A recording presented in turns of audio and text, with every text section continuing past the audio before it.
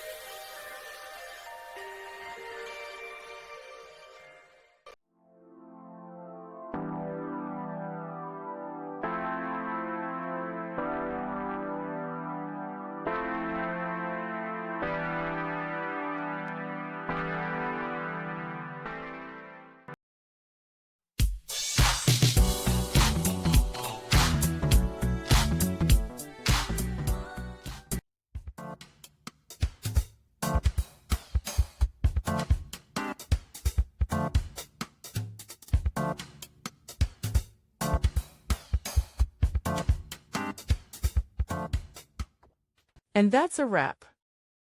I hope you found the answer you were looking for. If you did, take a second to hit that subscribe button. It really helps out.